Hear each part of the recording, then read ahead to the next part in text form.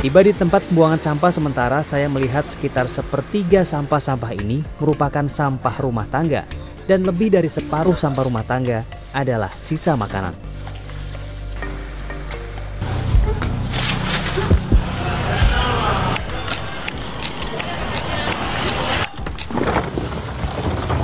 Tapi nyatanya nih, 30-45% makanan yang diproduksi di seluruh dunia harus berakhir di mana? Di tong sampah ternyata, saudara-saudara.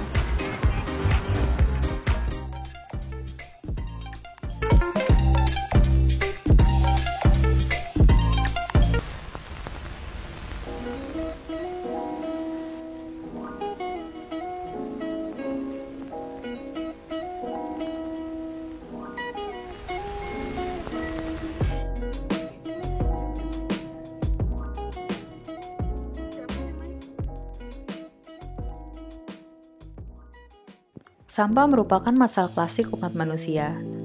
Setiap harinya, manusia memproduksi belasan ribu ton sampah. Sampah-sampah itu dihasilkan melalui aktivitas dan konsumsi. Salah satu sampah yang paling banyak dihasilkan adalah sampah makanan, yang merupakan hasil sisa konsumsi ataupun makanan berlebih yang tidak sempat dikonsumsi dan menjadi kadaluarsa.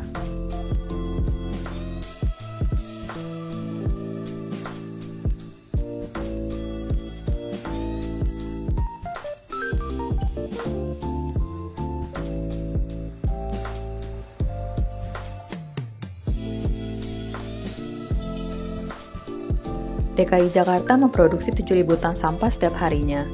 60%-nya merupakan sampah organik yang didominasi oleh sampah makanan. Sebagian besar makanan yang berakhir di tempat sampah merupakan makanan lebih sisa produksi yang belum dikonsumsi. Komunitas Surplus melakukan pengamatan terhadap sampah makanan Jakarta yang melibatkan masyarakat, pengelola sampah, pemerintah, dan NGO. Hasilnya kami mendapati banyak makanan berlebih yang berakhir di tempat sampah, dibuang tanpa pernah dikonsumsi. Kami mewawancarai beberapa masyarakat awam terkait persepsi mereka terhadap sampah makanan. Food waste ya, baru ya. Nah, dengar sih tapi nggak itu banget sih, nggak terlalu hafal banget gitu. Ya kayak seperti yang di dalam sampah apa gitu, yang udah nggak pakai gitu. Termasuk orang yang tidak suka menyimpan makanan sisa. Jadi kalau buah sudah busuk cenderung saya buang. Mani aja yang sudah misalnya Coca-Cola gitu ya, nggak habis saya taruh di kulkas. Kalau udah agak lama cenderung saya buang. Orang kan kalau misalnya nasi kalau nggak ada kan nangis orang. Itu kalau apa namanya, kalau masalah makanan itu sih belum pernah sih, belum pernah ditaruh di kulkas saya itu. Mas Deng, ya lah makan aja lah udah. Saya nggak suka ya karena beresiko ya. Oh ya. Salah saya. Tadi adalah persepsi masyarakat tentang sampah makanan.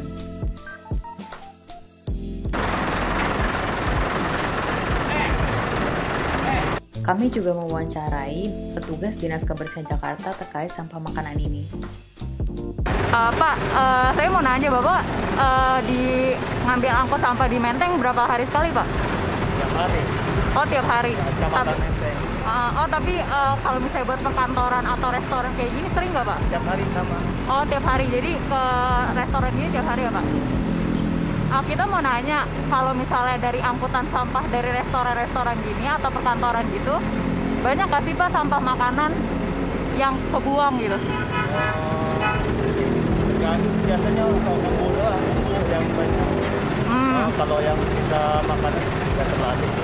Oh ya, jadi kayak makanan berlebihnya tuh nggak banyak gitu ya Pak, kayak misalnya ini kan roti, nah roti yang nggak kejual tuh langsung dibuang gitu. Iya, biasanya gitu. Oh, biasa gitu? Oh iya. Cuma kadang kan kita sekarang ada maggot tuh yang dari pengolahan sisa makanan bikin maggot kan. Sekarang Jadi sisa makanan kita udah ulang lagi buat jadi pakan maggot. Oh gitu. Jadi emang dibiarin kayak busuk terus jadi makan ikan itu ya? Oke, gitu aja sih Pak. Makasih ya Pak. Semangat. Faktanya, banyak makanan yang berakhir di tempat sampah. Makanan telah konsumsi, ataupun makanan berlebih layak konsumsi yang tidak habis terjual.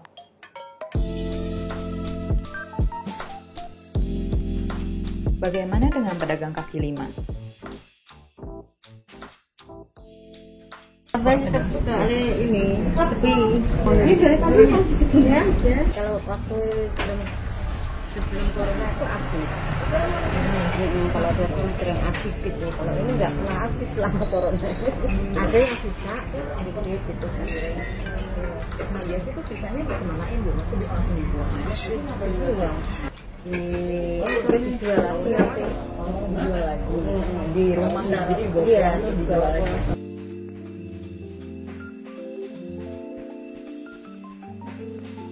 Kami mewawancara Indonesia Berseru mengenai fenomena sampah makanan ini. Yang waktu itu di supermarket itu kan dia masuknya di mall ya, ada di mall gitu kan.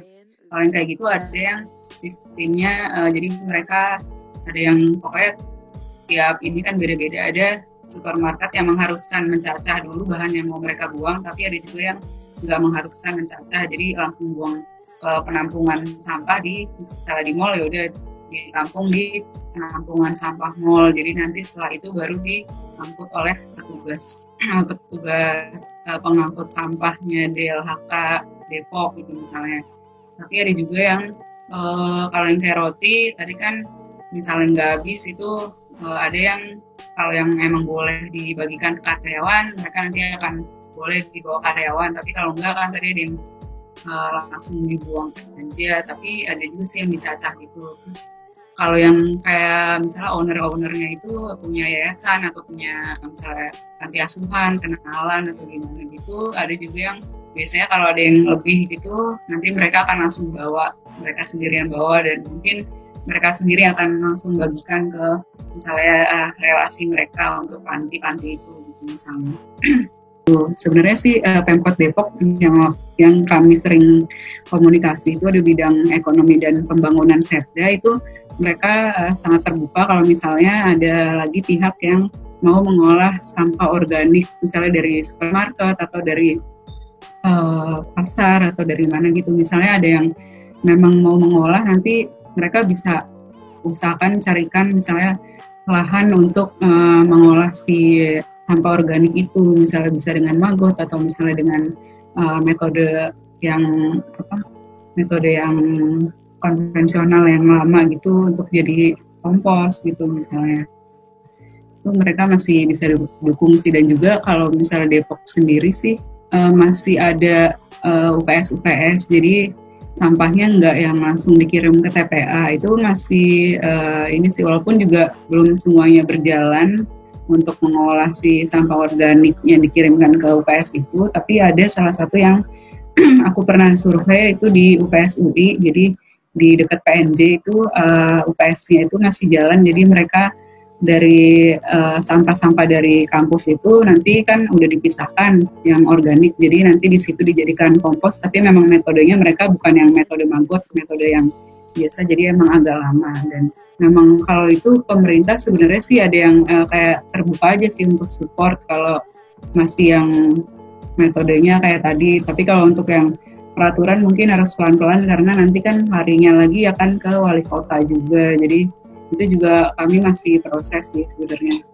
Jadi nambahin dikit lagi mungkin, jadi kan memang kalau tentang pencegahan gitu kan juga, misalnya kalau misalnya setiap rumah tangga itu bisa mengurangi timbulan food waste, atau misalnya memilah ya kan sekarang udah banyak orang-orang yang misalnya mulai mengompos dan mulai memilah dari rumah, cuman kan ada yang misalnya belum bisa ngompos tapi udah dipisah sampahnya, tapi kan lagi-lagi waktu diangkut sama petugas itu di sana akan dicampur lagi. Dan juga kan sekarang ini ada kabar bahwa TPA yang di Bantar Gebang itu nanti 2021 nggak bisa menampung lagi gitu kan untuk sampah-sampah dari Jakarta gitu yang paling banyak menyumbang sampah gitu.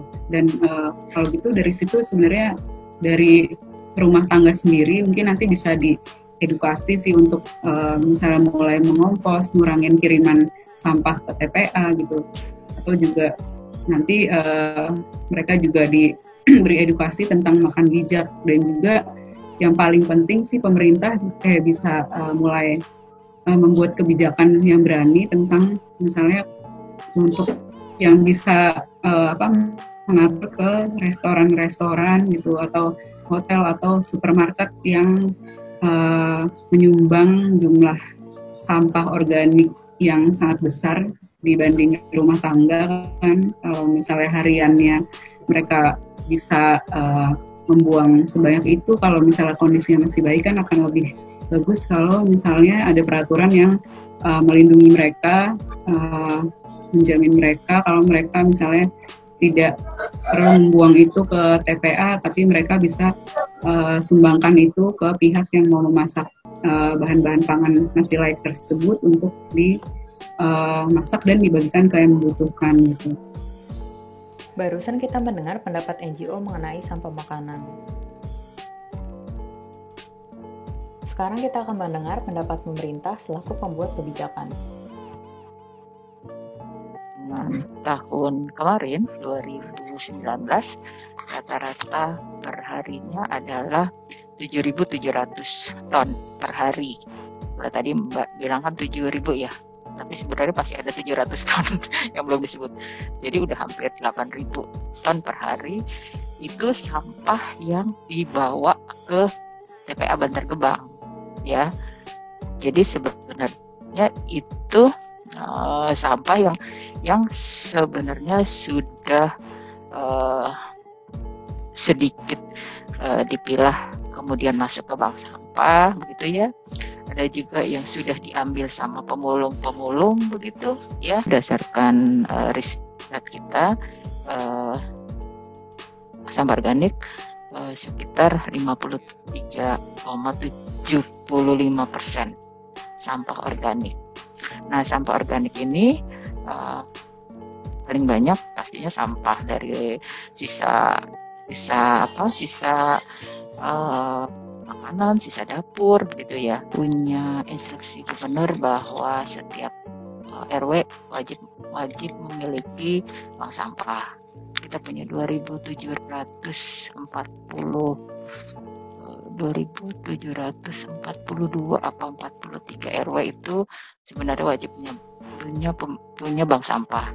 Jadi kalau di warga di RW itu melakukan pemilahan sampah yang anorganik masih bernilai bisa masuk ke dalam bank sampah ya.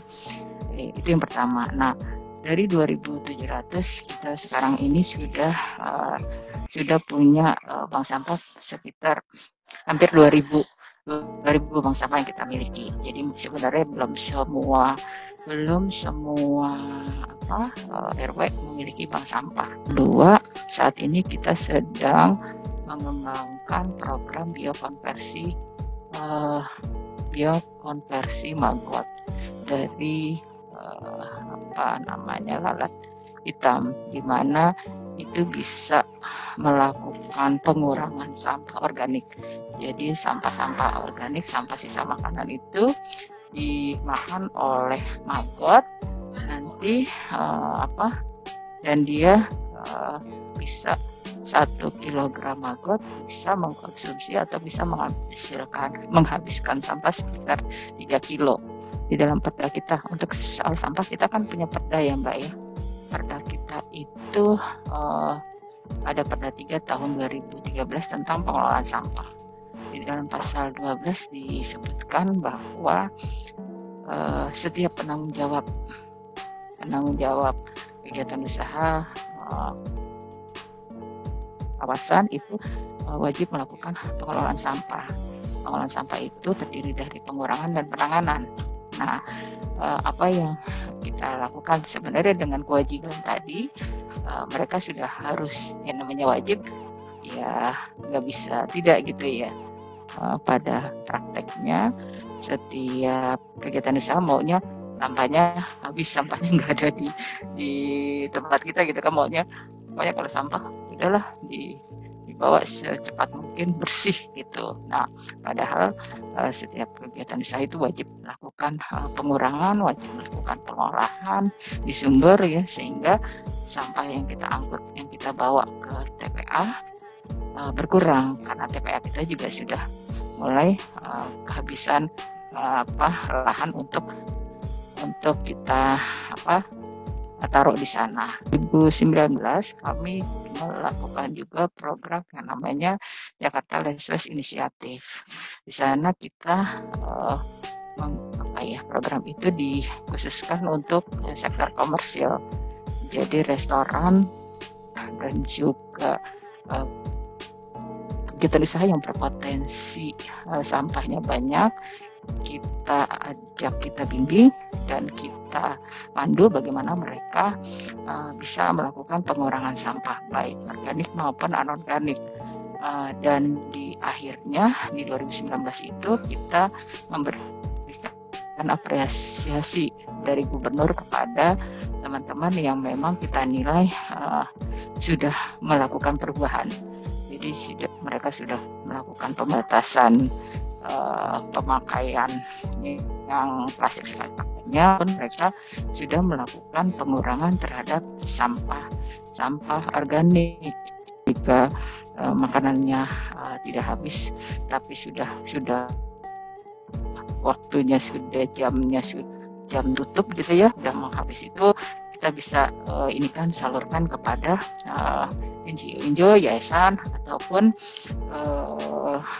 masyarakat yang masih membutuhkan, yang memang masih layak konsumsi. Yang mungkin ketika ini tidak dilakukan, maka mereka harus melakukan pengolahan di tempat, misalnya gitu.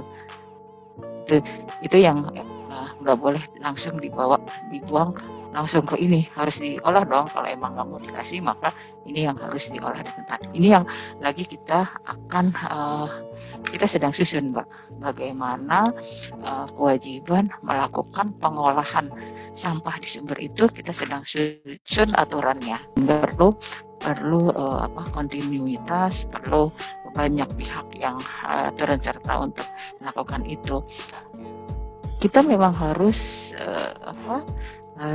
terus-terusan, dan kita perlu masyarakat, kita perlu teman-teman dari surplus dan juga komunitas-komunitas lain untuk sering-sering memberikan informasi di sosmed, di manapun kepada masyarakat sebenarnya apa seperti mulai dari pemilahan, kemudian apalagi setelah pilah, terus mereka harus tahunya tuh apa aja. Itu kan bukan hal yang mudah ya. Kita bisa mengulangi dari sebelum kita mengkonsumsi. Jadi sebelum kita konsumsi, sebelum memproduksi, kita udah mikir ini potensi jadi sampah atau tidak, maka kita sudah mulai berpikir untuk tidak terjadi sampah. Jangan berlebih kita mengambilnya, kita mengambil sesuai kebutuhan sehingga tidak terjadi potensi sampah ketika jadi sisa makanan itu sangat sedikit ya. Sampah makanan adalah masalah serius yang tanpa kita sadari masih disepelekan. Aktivitas industri makanan dan minuman serta perilaku konsumsi kita berkontribusi besar menyumbang sampah makanan yang kian hari semakin bertambah dan berdampak pada kita. Padahal, sampah makanan merupakan awal dari permasalahan yang lebih parah. Pencemaran, kelaparan, kurang gizi, bahkan perubahan iklim, semua itu bisa berasal dari makanan kita.